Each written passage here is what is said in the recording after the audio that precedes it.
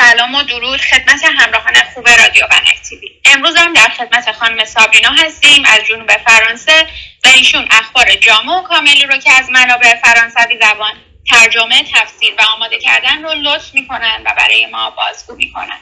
سلام خانم سابرینای عزیز، ما و شنوندگان عزیز سر و پا گوشیم تا خبرها رو از زبان شما بشنویم. در خدمتتون هستیم. با سلام و درود فراوان خدمت شما پردیس عزیز، مهناز عزیز، شاهین عزیز مدیر رادیو و شنوندگان و بینندگان عزیز برنامه‌های رادیو ونک تیوی.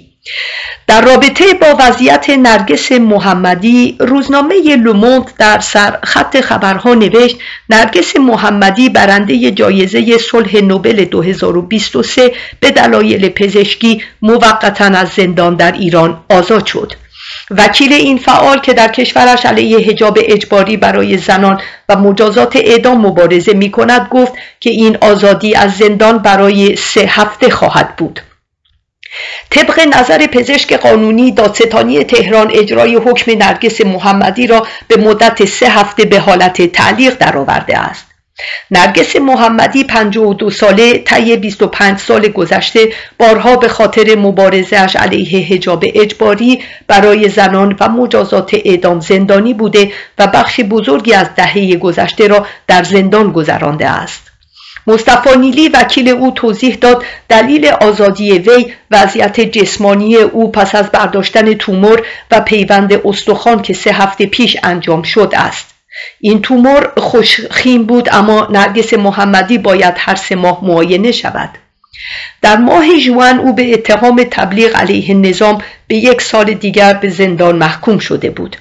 او پس از درخواست ناموفق برای علنی بودن جلسه دادگاه خود از حضور در این جلسه خودداری کرده بود. در ماه مارس این فعال یک پیام صوتی از سلول خود که در آن جنگ گسترده علیه زنان در جمهوری اسلامی را محکوم کرده بود پخش کرد. در پی اعدام‌های بی‌رویه در ایران، شبکه اقفی رادیوی بین‌المللی فرانسه در صفحه خبری خود نوشت ابراز همبستگی ورونیکا گاگو، محقق و فعال فمینیستی آرژانتینی، استاد علوم اجتماعی در دانشگاه بوئنوس آیرس و دانشگاه ملی سمختن و عضو شورای ملی تحقیقات علمی و فنی آرژانتین، با عاطفه رنگریز یک فعال حقوق زنان اهل دامغان که به 7 سال و 7 ماه زندان محکوم شده است. ورونیکا گاگو، نویسنده و فعال فمینیست آرژانتینی که عاطفه رنگریز به دلیل ترجمه آثار وی به 77 سال زندان محکوم شد، در پیامی ضمن ابراز همبستگی با وی خواهان آزادی وریشه مرادی و پخشان عزیزی، 2 زندانی کرد محکوم به اعدام شد. در این پیام ویدیویی ورونیکا گاگو ضمن صحبت درباره شرایط عاطفه رنگریز همچنین به صدور حکم اعدام برای پخشای عزیزی و وریشه مرادی و نیز صدور حکم‌های طویل مدت برای فعالان در ایران اشاره کرده و این وضعیت را گواهی بر جنگ علیه زنان و نیز دگرباشان جنسیتی می‌داند. وی همچنین با محکوم کردن این رفتارها از سوی جمهوری اسلامی خواهان همصدایی و همبستگی جنبش فمینیسم بین‌المللی در محکومیت رژیم ایران و اقدام عمل برای آزادی فعالان زندانی در ایران شد. ورونیکا گاگو جنبش نه حتی یکی کمتر در سال 2015 در آرژانتین در اعتراض به کشتار زنان را سازماندهی کرده بود.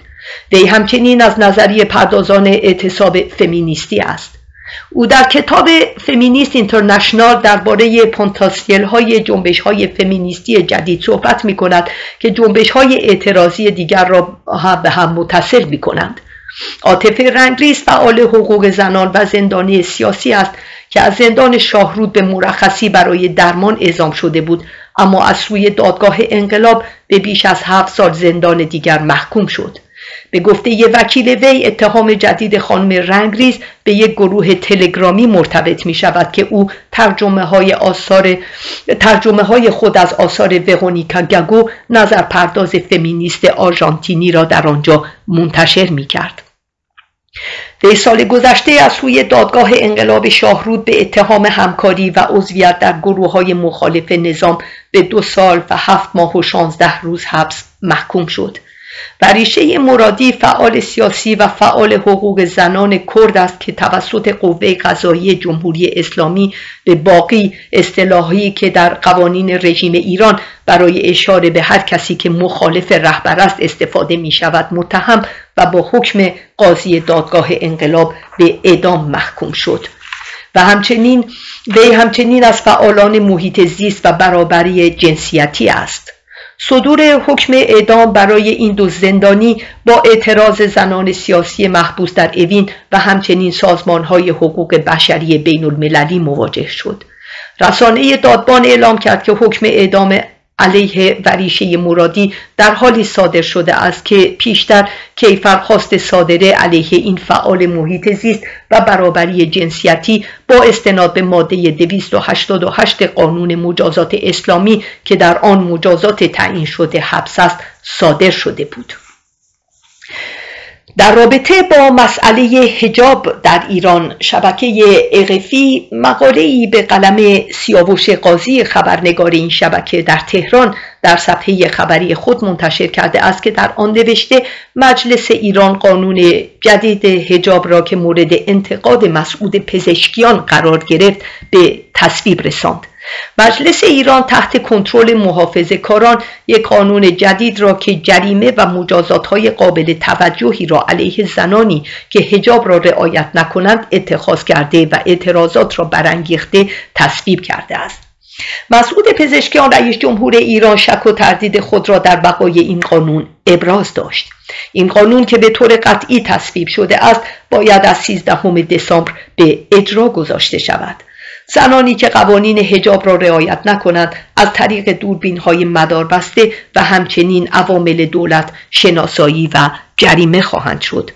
جریمه ها می توانند از 110 یورو تا حتی 2000 یورو در صورت تکرار تخلف رفته، در حالی که حقوق پایه در ایران تنها 120 یورو است. اگر زنی جریمه ها را پرداخت نکند نمیتواند به خارج از کشور سفر کند و گواهی نامه رانندگی یا سایر مدارک اداری داشته باشد. انتشار عکس زنان بدون حجاب در شبکه‌های اجتماعی نیز با جریمه سنگینی مواجه خواهد شد. همچنین برای کسانی که علیه قوانین حجاب تبلیغ و یا عکس و فیلم‌های زنان بدون حجاب را برای رسانه‌های خارجی ارسال کنند مجازات زندان در نظر گرفته شده است. این قانون زمانی تصویب شد که گشت ارشاد کمتر در خیابان‌های پایتخت دیده می‌شد، اما به نظر می‌رسد که محافظه‌کاران تصمیم گرفتند با توجه به اینکه زنان حجاب را در اماکن عمومی رعایت نمی‌کنند واکنش نشان دهند. زنانی که حجاب را رعایت نکنند به 2 روش شناسایی خواهند شد. در ابتدا توسط دوربین‌های مداربسته که در سراسر شهر و به ویژه در مراکز خرید نصب شدند، اما عوامل دولت نیز می‌توانند زنانی را که حجاب را رعایت نکنند به عنوان مثال با ارسال پلاک خودروی آنها به پلیس یا آدرس مغازه یا رستوران‌هایی که در آنجا حضور دارند را محکوم کنند. راننده‌های تاکسی نیز موظفند زنان بدون حجاب را که سوار می‌شوند گزارش دهند و در غیر این صورت جریمه خواهند شد. اتباع خارجی که به صورت قانونی در ایران زندگی می‌کنند نیز می‌توانند زنانی را که حجاب را رعایت نکنند گزارش دهند. 6 میلیون افغانی و 10,000 عراقی در ایران زندگی می‌کنند و این قبلا اعتراضاتی را در شبکه‌های اجتماعی برانگیخته بود. مسعود پزشکیان رئیس جمهور میانه رو و اعضای هیئت همراه وی از این قانون انتقاد کرده و گفتند که این قانون قابل اجرا نیست و در شرایط اقتصادی دشوار کنونی باعث ایجاد تنش در جامعه خواهد شد. در شبکه‌های اجتماعی نیز بسیاری از کاربران اینترنتی به این قانون اعتراض و آن را محکوم کردند. بسیاری از کارشناسان بر این باورند که این قانون جدید میتواند کمی بیش از 2 سال پس از مرگ مهسا امینی که صدها کشته در سراسر کشور بر جای گذاشت خشم مردم را برانگیزد. در پی تنش بین اسرائیل و لبنان، شبکه اقفی در صفحه خبری خود نوشت بنیامین نتانیاهو اعلام کرد که اسرائیل به آتشبس با حزب الله موافقت می‌کند. بنیامین نتانیاهو نخست وزیر اسرائیل روز سه‌شنبه 26 نوامبر در تلویزیون اعلام کرد که کابینه او شامگاه سه‌شنبه موافقت کرده که آتش‌بس در جنگ با حزب الله لبنان که باید به بیش از 1 سال خصومت‌های فرامرزی و 2 ماه جنگ آشکار در لبنان پایان دهد تصویب کند. وی افزود مدت آتش‌بس بستگی به آنچه در لبنان اتفاق خواهد افتاد دارد. ما با توافق کامل با ایالات متحده آزادی در اقدام نظامی در لبنان را حفظ می‌کنیم. بنیامین نتانیاهو هشدار داد که اگر حزب الله آتش‌بس را نقض کند کشورش پاسخ خواهد داد. وی گفت که این به اسرائیل اجازه می‌دهد تا بر تهدید ایران متمرکز شود و فشار بر جنبش اسلامگرای فلسطینی حماس در نوار غزه را افزایش دهد. در مورد ایران او گفت من بیشتر از این نمیگویم. در مورد حماس آتش‌بس به انزوای آن کمک می‌کند. وقتی حزب الله از بازی خارج شود حماس خود را تنها خواهد دید و فشار ما بر او افزایش خواهد یافت و این به رسالت مقدس آزادی گروگان‌های ما کمک خواهد کرد. بنیامین نتانیاهو که به زبان عبری تکلم می‌کرد به گفته سمی بو خلیفه خبرنگار اقفی در اورشلیم این انتخاب بی‌دلیل نیست و بدان معناست که او اسرائیلی‌ها را مخاطب قرار داده و نه لبنانی‌ها یا دیپلمات‌های فرانسوی و آمریکایی که روی این توافقنامه کار کردند. و در این راستا هافینگتون پست نوشت مسئولیت نتانیاهو در برابر آتش‌بس در لبنان تبادل خدمات بین فرانسه و اسرائیل. به گزارش روزنامه‌های اسرائیلی هآرتز و معریف مسئولیتی که پاریس به آن اشاره کرده درخواست بنیامین نتانیاهو در ازای امضای توافق آتش‌بس است. روز پنجشنبه 21 نوامبر دادگاه کیفری بین‌المللی حکم بازداشت بنیامین نتانیاهو نخست وزیر اسرائیل و یوآف گالانت وزیر دفاع سابق او را برای جنایات جنگی و جنایت علیه بشریت در نوار غزه صادر کرد. این اعلامیه در حالی منتشر شد که ایالات متحده و فرانسه در پشت صحنه برای امضای توافق آتش‌بس تلاش می‌کردند. پس از علنی شدن تصمیم دادگاه کیفری بین‌المللی، فرانسه اعلام کرد که می‌خواهد تعهدات خود را بر اساس قوانین بین‌المللی اجرا کند، اما مشخص نکرد که اگر نتانیاهو پا به خاک فرانسه بگذارد او را دستگیر خواهد کرد یا خیر، برخلاف انگلستان یا ایتالیا که در اهداف خود واضح‌تر بودند. به گزارش معقیب موضع فرانسه خشم بنیامین نتانیاهو را برانگیخت که تهدید کرد پاریس را از مذاکرات خارج کند. لبنان قطعاً خواهان حضور فرانسه متحد نزدیکش در این گفتگوها بود. هآرتز توضیح داد که بنیامین نتانیاهو سپاسخواسته خود را مطرح کرد و از دیپلماسی فرانسه خواست تا از مسئولیت که طبق اساسنامه دیوان کیفری بین‌المللی از آن برخوردار است استفاده کند. معاهده تأسیس دیوان کیفری بین‌المللی که در سال 1998 امضا شد به مسئله مسئولیت رهبران کشورهایی که دادگاه را به رسمیت نمی‌شناسند می‌پردازد. بنابراین برای جلوگیری از شکست مذاکرات پاریس موافقت کرد که اعمال حکم بازداشت را کنار بگذارد. و به همین دلیل است که ژان نوئل باغو وزیر امور خارجه فرانسه روز چهارشنبه مسائل مسئولیت احتمالی برای برخی از مقامات که تحت حکم بازداشت این دادگاه قرار دارند را مطرح کرد. و سپس که دوخسه مقر وزارت خارجه فرانسه تصریح کرد که اگر دادگاه کیفری بین‌المللی دستور دستگیری و تحویل نخست وزیر اسرائیل را صادر کرد، او از این مسئولیت برخوردار است. با این تفاوت که این تفسیر جدید فرانسه موجی از مخالفت را در جناح چپ و همچنین از سوی انجمنها و سازمانهای غیر دولتی برانگیخته است. به عنوان مثال سازمان عفو بین‌الملل بر تعهدات اساسی فرانسه به عنوان یک کشور عضو دادگاه کیفری بین‌المللی تاکید می‌کند، در حالی که برای بندیکت ژانوغو مدیر سازمان دیدبان حقوق بشر در فرانسه موضع فرانسه عمیقاً تکان دهنده است. با این حال موضوع حکم بازداشت دیوان کیفری بین‌المللی و اعمال آن تنها نقطه اختلاف در این مذاکرات نبود. به گزارش سایت آمریکایی اکسیوس، اجازه به اسرائیل به متوسل شدن به زور برای پاسخ در صورت نقض توافق از سوی حزب الله مورد بحث قرار گرفت. لبنان به توصیه فرانسه این آزادی عمل را غیر قابل قبول ارزیابی کرد، اما در نهایت به تصویب رسید.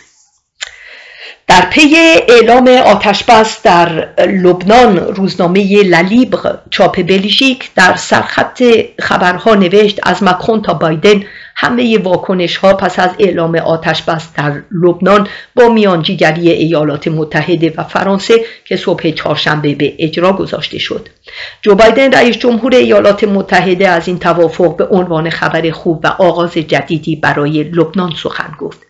وی افزود در روزهای آینده ایالات متحده تلاش خود را با ترکیه، مصر، قطر، اسرائیل و دیگر کشورها برای دستیابی به آتشبس در غزه، آزادی گروگانها و پایان دادن به جنگ بدون حاکمیت حماس ادامه خواهد داد. امانوئل ماکرون رئیس جمهور فرانسه گفت این توافق باید راه را برای این آتشبس که مدتها در انتظار آن بودیم باز کند. وی همچنین در یک پیام ویدیویی در شبکه کاربری ایکس گفت احیای حاکمیت لبنان مستلزم انتخاب فوری رئیس جمهور است. بایدن و ماکرون همچنین در بیانیه مشترکی گفتند که واشنگتن و پاریس اطمینان حاصل خواهند کرد که این توافق به طور کامل اجرا شود و عزم خود را برای اطمینان از اینکه این درگیری به چرخه جدیدی از خشونت منجر نشود را اعلام کردند.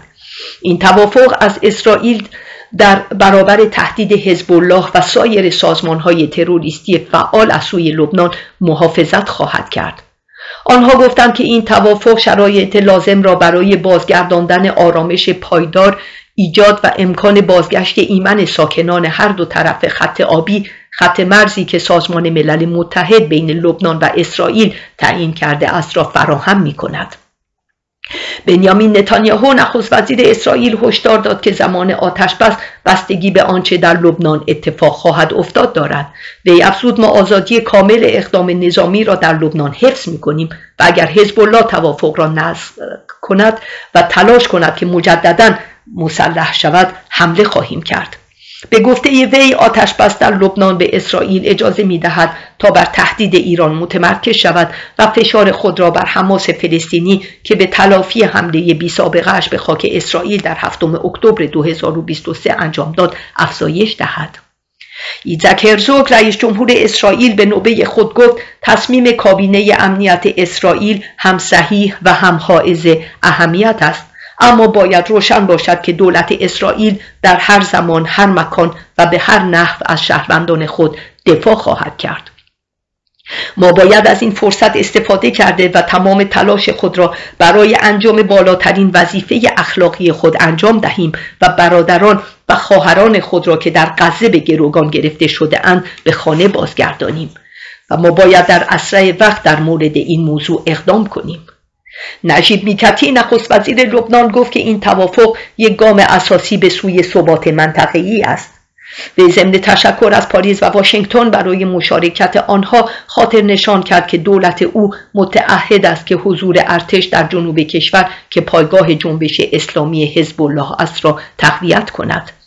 تهران روز چهارشنبه از پایان تهاجم اسرائیل در لبنان که ایران از حزب الله حمایت مالی و نظامی می‌کند استقبال کرد. اسماعیل بقایی سخنگوی وزارت خارجه ایران در بیانیه‌ای گفت ایران قاطعانه از دولت، ملت و مقاومت لبنان حمایت می‌کند. آنالنا بایربوک وزیر امور خارجه آلمان از این توافق استقبال کرد و آن را پرتو امیدی برای کل منطقه توصیف کرد. او در بیانیه‌ای گفت مردم در هر دو طرف مرز می‌خواهند در امنیت واقعی و پایدار زندگی کنند و گفت که این توافق یک موفقیت برای دیپلماسی توصیف می‌شود.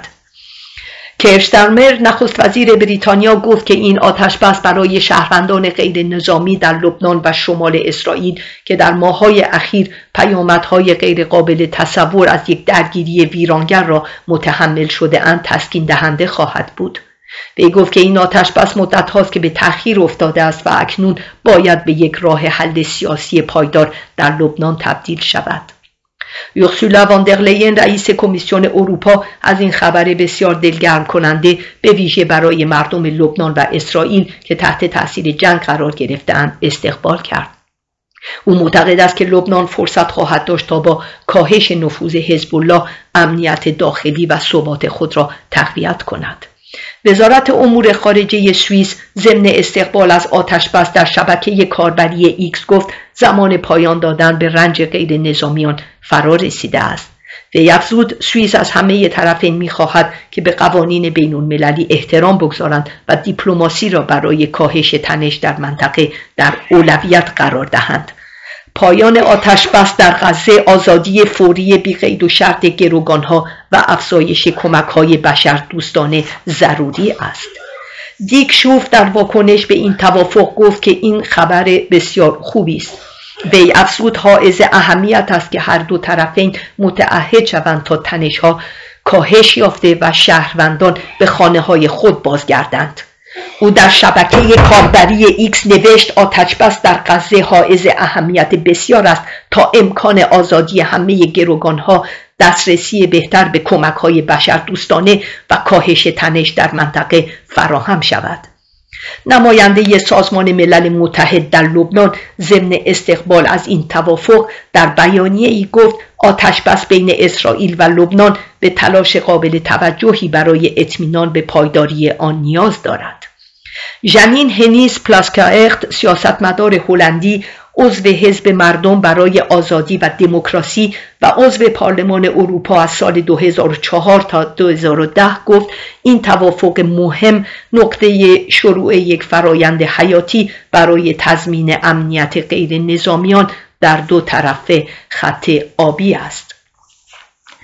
در پی رویدادهای اخیر در سوریه، شبکه RFI در صفحه خبری خود نوشت حمله جهادی در سوریه، روسیه، ترکیه و ایران ابراز نگرانی کردند.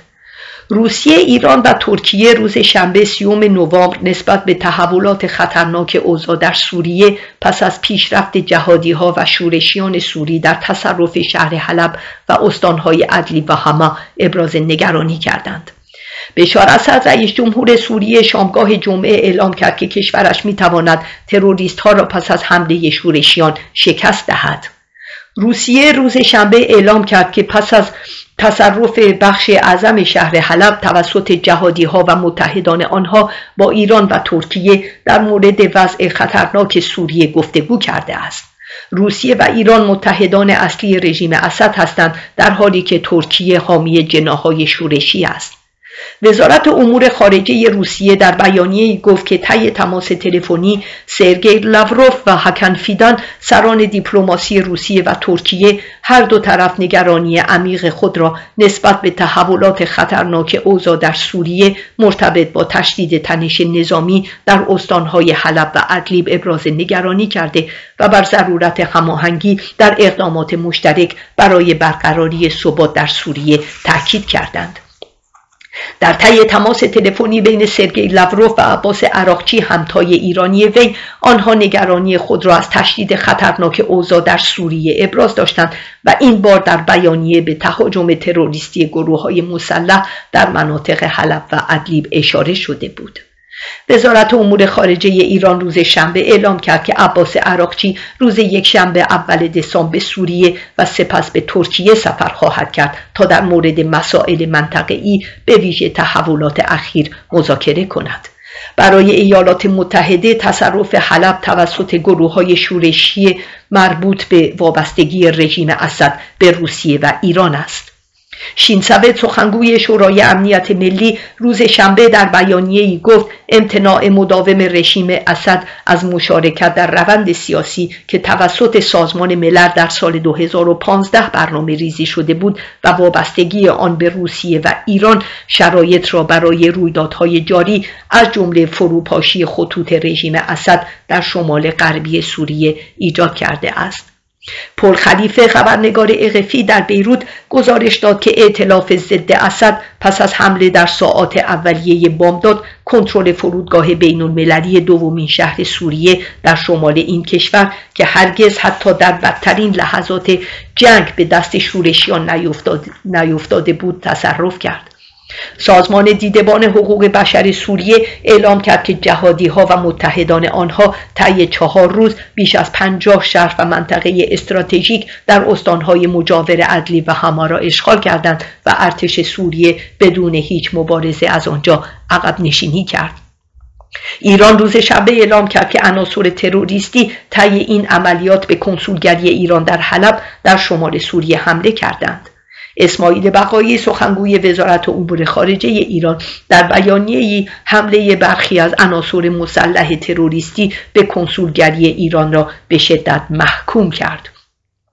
از سوی دیگر محمد چیا السودانی نخست وزیر عراق نیز به نوبه خود امنیت و ثبات سوریه را با امنیت ملی عراق مرتبط دانسته و بر امنیت منطقه‌ای به طور کلی و همچنین تلاش برای برقراری ثبات در خاورمیانه تأکید کرد. وزارت امور خارجه فرانسه در بیانیه اعلام کرد که فرانسه از نزدیک تحولات نظامی در حلب را دنبال می کند. این تحولات نشان از آن دارد که 13 سال پس از آغاز جنگ داخلی در سوریه باید جلسات کمیته قانون اساسی سوریه بدون تأخیر از سر گرفته شود تا در نهایت منجر به یک راه حل سیاسی شود. این خشونت‌ها برای اولین بار بعد از چندین سال که خصومت‌ها بین طرفین با حمایت قدرت‌های منطقه‌ای و بین‌المللی با منافع متناقض در جنگی ویرانگر که از سال 2011 آغاز شد به پایان رسیده بود در این مقیاس است. و در این راستا شبکه RFI در صفحه خبری خود نوشت سوریه همه از سقوط بشار اسد می‌ترسند. وزیر خارجه ایران پس از دیدار در روز یکشنبه از دمشق روز دوشنبه 2 دسامبر به ترکیه سفر کرد. مسعود پزشکیان رئیس جمهور ایران و ولادیمیر پوتین همتای روس او حمایت بی قید و شرط خود از سوریه را تایید کردند. جهاد یزیگی سردبیر رسانه سیریا ریپورت توضیح داد که بشار اسد خود را منزوی می‌بیند و به دنبال حمایت به ویژه از کشورهای حاشیه خلیج فارس است. رئیس جمهور سوریه به دنبال حمایت کشورهای متحد خود ایران، روسیه و ترکیه است. به گفته مقامات پس از دمشق در روز یکشنبه وزیر امور خارجه ایران روز دوشنبه به آنکارا سفر کرد و پیش از دیدار با رجب طیب اردوغان رئیس جمهور ترکیه قرار شد با حکن فیدان همتای ترک خود ملاقات کند. در سال 2015 و با حمایت نظامی روسیه و ایران رژیم اسد حمله متقابل را که به او اجازه داد تا به تدریج کنترل بخش بزرگی از کشور و در سال 2016 کنترل کل شهر حلب که قبل از جنگ نبض اقتصاد سوریه بود و بار دیگر از دست داد را آغاز کرد. به گفته خبرگزاری رویترز شبه نظامیان طرفدار ایران از عراق برای حمایت از رژیم بشار اسد اعزام می شوند. 2 منبع ارتش سوریه گفتند که آنها برای حمایت از ارتش تحت محاصره شورشیان اسلامگرا به سمت شمال کشور حرکت می کنند. یک افسر ارشد ارتش سوریه به رویترز گفت که 10 جنگجوی عراقی هشت‌الشعبی مورد حمایت ایران در نزدیکی گذرگاه البوکمل وارد سوریه شده‌اند. او گفت آنها نیروهای کمکی جدیدی هستند که برای کمک به همرزمان ما در خط مقدم در شمال اعزام شدند و افزود که این شبه نظامیان وابسته به گروه‌های کتائب حزب الله و فاطمیان هستند. جهاد یزیگی به اتفاق الکسی بدور خبرنگار در بخش اقتصاد RFI گفت بشار اسد بسیار ضعیف شده است. آنچه که او میتواند انجام دهد درخواست کمک از ایرانی‌ها، کشورهای خلیج فارس و هر کشوری که آماده حمایت از او باشد کند و این کار را آغاز کرده است. می‌دانیم که در تاریخ 29 نوامبر او در مسکو بود و به محض بازگشت از مسکو با نخست وزیر عراق و با محمد بن زاید شاهزاده ابوظبی تماس گرفت و این کاملا گویا است. وی در ادامه میگوید مشکل این است که چه امارات یا چه عربستان سعودی سرباز برای اعزام ندارند. حامی اصلی در واقع جامعه بین المللی است. همه از جمله اسرائیلی ها و آمریکایی ها از سقوط بشار اسد می ترسند که منجر به خلأ قدرت در دمشق شود. دیمیتری پسکوف سخنگوی کرملین روز دوشنبه گفت ما همچنان به حمایت از اسد رئیس جمهور سوریه و تماسهای خود ادامه می دهیم و مسائل را تجزیه و تحلیل می کنیم. موضعی در مورد آنچه برای تثبیت وضعیت ضروری است را نیز اتخاذ خواهیم کرد. شنوندگان عزیز، این بود خبرهای امروز. ممنون از شما سابرینای عزیز. بهتون خسته نباشید میگم و تا برنامه آینده از شما خداحافظی میکنم. خدا نگهدار. من هم از شما و توجه شنوندگان و بینندگان عزیز به این برنامه سپاسگزارم و با آرزوی فرداهای بهتر و ایران آزاد به همه شما عزیزان روز بخیر میگم در ایالات متحده و شب بخیر در اروپا.